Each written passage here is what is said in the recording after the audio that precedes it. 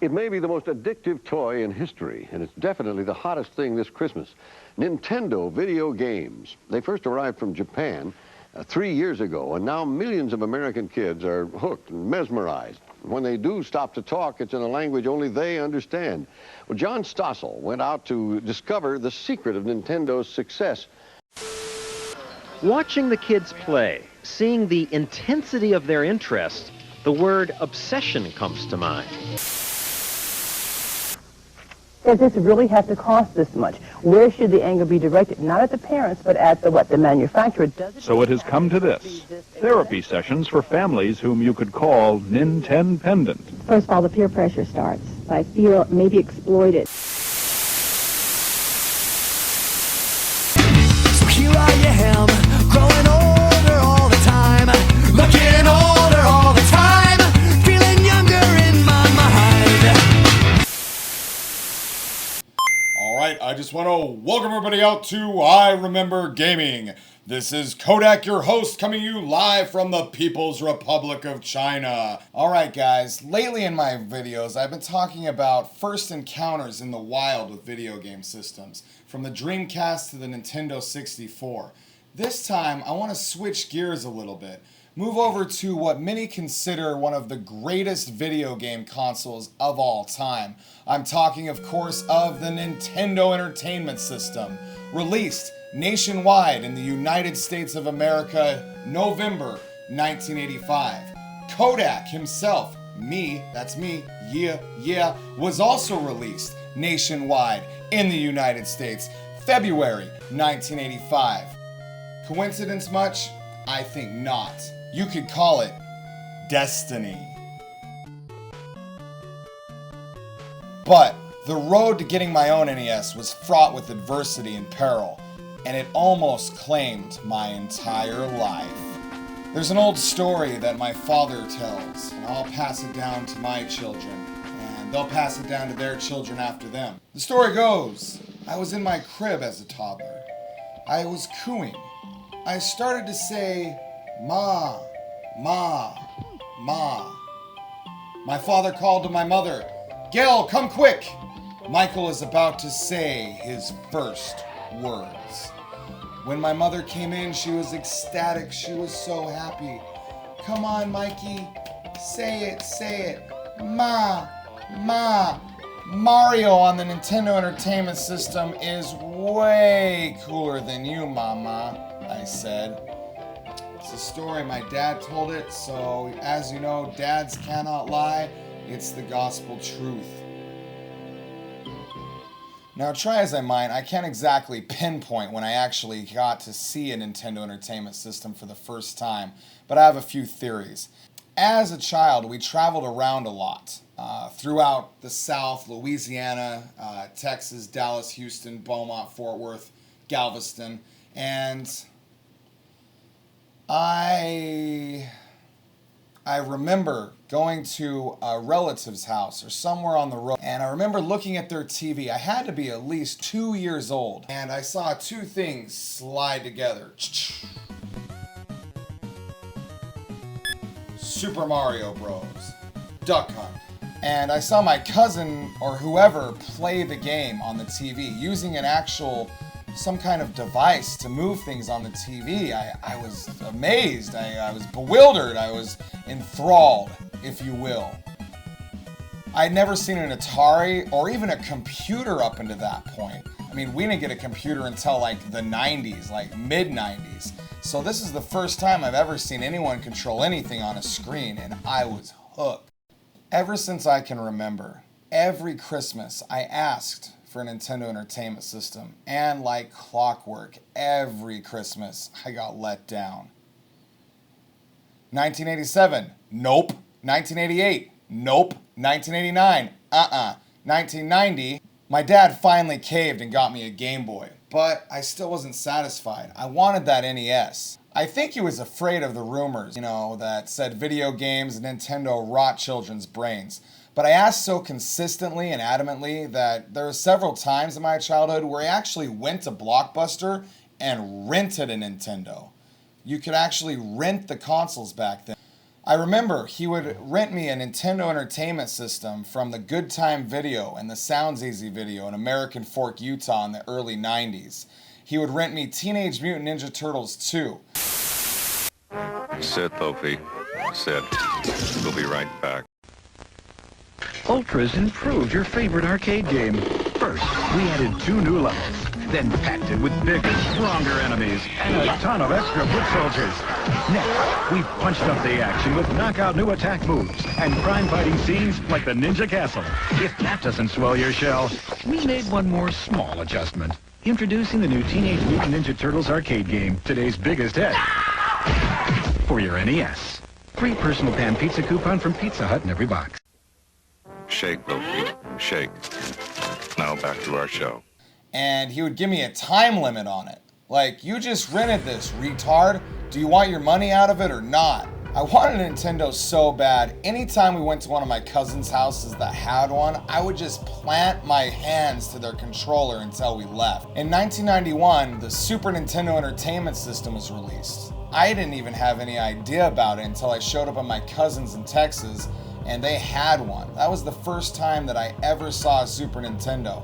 And I have some photographic evidence of that here. But alas, I still had my sights on the regular Nintendo. I remember my dad used some excuse like the Nintendo was too expensive, so I didn't even push my luck with a Super Nintendo. And to be honest, I didn't want it. It didn't have Teenage Mutant Ninja Turtles 2, the arcade game. We lived in that house in American Fork through my kindergarten to 2nd grade years. This is where the plot thickens. We had an interesting neighbor. His name was Mr. Hobbs. He was into all sorts of Native American history. He had artifacts, teepees, bows and arrows. Yes, this guy had a teepee in our backyard. He was always very nice to me, and he even went as far as giving me a giant G.I. Joe plane for no reason one Christmas. But his generosity was even greater than anyone could have ever suspected.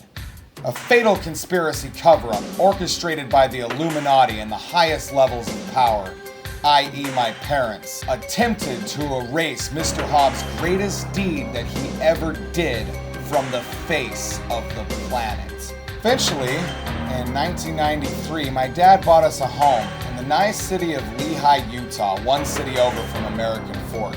This is the city you may remember from the Kevin Bacon classic from the 80s, Footloose. You know, the city that it was okay to dance in. I do remember Mr. Hobbs saying goodbye, and my theory as to this conspiracy, I believe around this time, this is when the package was delivered and hurriedly hidden away and covered up, never to be mentioned again. Covered up by the Rothschilds, Rockefellers, and Mr. and Mrs. Kodak. 1991, 1992, 1993. Christmas list. Nintendo, Nintendo, Nintendo. Nothing. Nada. Zilch. I was starting to give up hope. I still had a Game Boy, but only 3 games. Tetris, Super Mario Land 2 6 golden coins, and Mighty Morphin Power Rangers. I'd gotten in trouble a few months back for calling Nintendo hotlines. Yeah, the other kids at school were getting in trouble for calling like porn lines, and here I was, burning through my parents' money on their phone bill trying to help the neighbor kids with their Super Nintendo RPGs. Those game counselors on the Nintendo lines knew how to keep a little kid on the line. It's almost criminal if you think about it. After these messages, we'll be right back. Hello, boys and girls. Getting ready for Christmas sure is hard work. Now that I have a moment to spare, I set up my special Christmas phone just for you. So get your parents' permission and call 1-900-909-4300 to hear all about Santa's wonderful, magical Christmas time. Kids, call Santa's special phone at 1-900-909-4300 to hear Santa's magical Christmas message and find out how you can get a real letter from Santa Claus and a special present, too. $2 the first minute, 45 cents each additional. Ask Mom or Dad. Now, back to our show! But when my mom and dad had found out, they had taken away my Game Boy and hidden it away. One day I had stayed home from school sick. I was bored out of my mind and decided to go on a quest to find my long-lost Game Boy. I searched the whole house. I looked under their bed and found a bunch of rolled-up coins. I had picked the lock on their closet, climbed to the top, looked around. Nothing at all. I was starting to give up hope. Now in my house we had this giant towel closet with tons and tons of shelves that stretched all the way to the ceiling. The previous residence of my house actually is one of my best friends named JK. His family was rumored to have had an actual video rental establishment set up in this closet before we moved in. Rumors in the neighborhood said they had every single movie ever recorded off of TV and HBO in this place, and they allowed people to rent them for free. I heard so many different stories from the neighbors, and I even found a few VHS tapes at the very top from time to time, like Bed Knobs and Broomsticks and DuckTales, The Magic Lamp. But like I said, my mom had just made it like a towel/board game/ old hat closet. I thought to myself, hell, why not? And I opened the closet door. I looked up to the ceiling. Stacked. I decided to start climbing, and as I did, going through everything on every shelf on the way up. Finally, I got to the top of the closet where my my grandpa's old hat boxes were stacked up. I started rummaging around when one of the hat boxes actually started to slip. I reached wildly for what was sliding out of the top of the hat box. I looked down at what had fallen into my hand and entered a state of shock. I remember just vaguely realizing what had happened and what was in my hand as I began to lose my hold in astonishment and fell to the floor. Bam! I hit the floor hard and landed on my parents' Kirby vacuum cleaner. The cord that was attached to the object that was in my hand pulled down the hat box and what was inside. I vaguely remember staring up with my eyes in disbelief as a Nintendo Entertainment System fell from the ceiling, smashed me in the eye, giving me the first black eye of my life. Yeah, first person to kick my ass was a Nintendo Entertainment System. What's that like for hard? Yeah. As I snapped out of my temporarily insane daze, I realized this wasn't a fantasy. This was real life. This just happened to me. I had just found a regular Nintendo Entertainment System controller connected to a regular Nintendo Entertainment System in my own damn house. Right under my nose. It had been there the entire time. And all I could think was, why? How? Remember all the Christmases I asked for this? What is it doing here? What sorcery is this that has kept this from me? I screamed as I lunged to my feet and shot back up the closet. I grabbed the hat box and opened it up. No hookups. It seems that all that was up there was the Nintendo and 2 controllers. I lunged for the shelves and shot right the hell back up like Spider-Man. I took my arms and swept everything off of the shelves, searching desperately for hookups, for games, for anything that went with this hidden Nintendo that I had just discovered. I jumped from shelf to shelf like a ravenous beast, tearing everything off and throwing it to the floor. At the end of my destructive rampage, I had taken everything that wasn't nailed down and thrown it to the floor below. Nothing. Just the Nintendo Entertainment System and a controller. But that was all I needed. I ran to the kitchen and grabbed the corded phone. I was going to get to the bottom of this. Dad, just what the hell are you trying to pull? Dad, what in the hell are you trying to pull, bro? I explained to him my discovery. My dad explained to me that Mr. Hobbs had known that I wanted a Nintendo, and he had given one to him. But my dad claimed that it was broken, and he was just keeping it until the day maybe he could find a repairman to fix it. But before he could finish relaying this story, I burst out the door, determined to fix this Nintendo, get controllers, get a game, and get in the action. JK will know what to do, I told myself. I went and got my friend JK, who I know used to have a Nintendo. He didn't have any of the hookups left, but within an hour, we had gone and cased the neighborhood. We located the coax cable connector for the TV, and we had found a power cable, like I said, in that short amount of time. However, We weren't able to find any games. We searched and searched, we asked and asked. We found one guy that had some that was in my scout group, but his mom didn't let me borrow any. We went back to JK's house to search for his old game. Nothing. I felt defeated. We sat down in his driveway. I was about at a loss. Earlier, we had gone home with the hookups, and the Nintendo started, but there was no way to tell if it was really broken like my dad had said without a game to put in it. As we sat in JK's driveway, I felt defeated. And I was angry. How could this have been here this whole time and me not have known about it? I stood up angry and bid my friend farewell. As I left, I picked up a basketball and I just threw it with all my might. I was so pissed off. It smacked the side of the rim of the basketball hoop and slammed into the garage, hitting a table. I turned around and went away. I heard a brief smash of something falling. "Wait, Kodak! Come back!" JK said. "What do you want, dude? I'm pissed. I'm going home." "Look at this." JK walked towards me. Is that a Nintendo game? Now, I swear to you guys, this is the Bible truth. It sounds like something that would happen out of a video game. But when I had picked up that ball and lobbed it at the basketball hoop, it had hit a table in JK's garage. Apparently a video game was lodged underneath and it had shaken loose and fallen to the floor. The video game in question was Concentration. You know, based on that old TV show that probably none of you guys remember. I don't even remember it, barely. After these messages, we'll be right back. Behind these numbers is a puzzle. Can you solve it? Car plus bond. Cop plus P. Car, bond, cop, P. Carbon copy.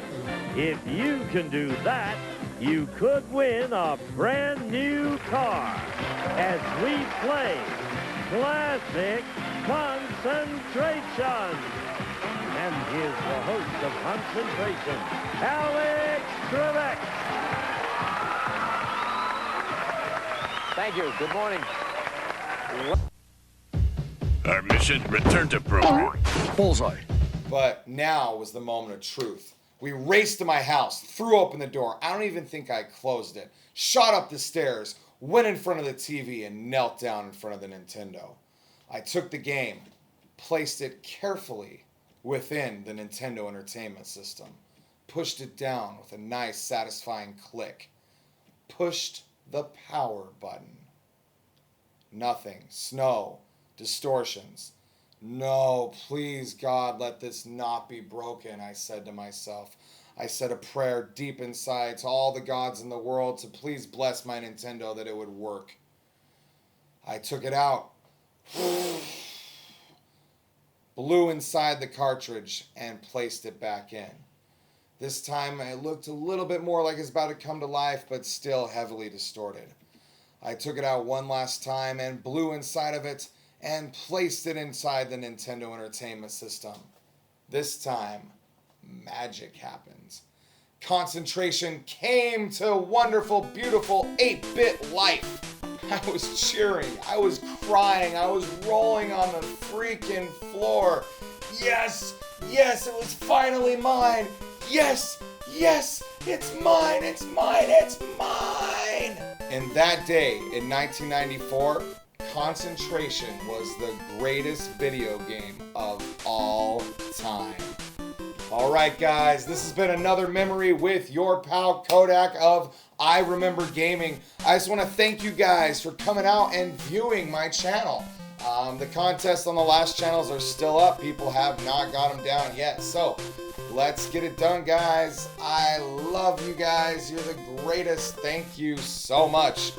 And remember, I am Lord Zed, supreme ruler of all that is evil. I command you to subscribe to Kodak's channel. I Remember Gaming. Until next time, make my subscriptions grow!